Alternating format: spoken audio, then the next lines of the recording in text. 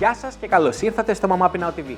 Είμαι ο Τάσος και σήμερα θα φτιάξουμε καλαμαράκια. Θα σας δείξω τον πιο εύκολο τρόπο να φτιάξετε αυτό το τέλειο μεζέ, αυτό το τέλειο πιάτο, ειδικά το καλοκαίρι. Πριν ξεκινήσουμε θα ήθελα να κάνετε μια εγγραφή, ένα subscribe που λένε, για να μην χάνετε κανένα βίντεο με το που βγαίνει ακριβώς. Οπότε καμπανάκι και είμαστε τέλεια.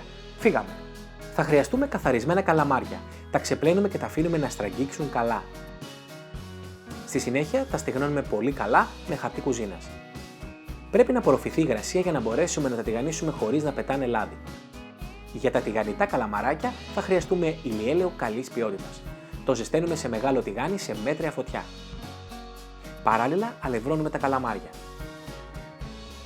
Τα βουτάμε στο ζεστό λάδι και τα αφήνουμε να τηγανιστούν.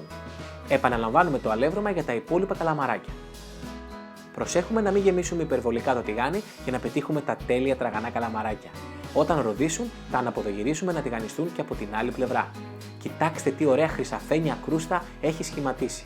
Τα αποσύρουμε από το τηγάνι με τρυπητή κουτάλα.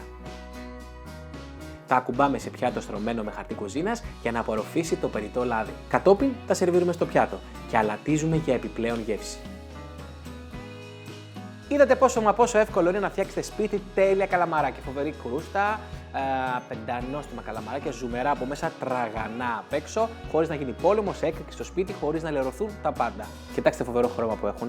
Έχουν και λίγο λεμονάκι από πάνω. Με το χέρι, μεζές. Λουκούμι, όνειρο! Μπορώ να τα φάω όλα, και εσείς να με κοιτάτε. Λοιπόν, μέχρι το επόμενο βίντεο, πολλά φιλάκια. Bye.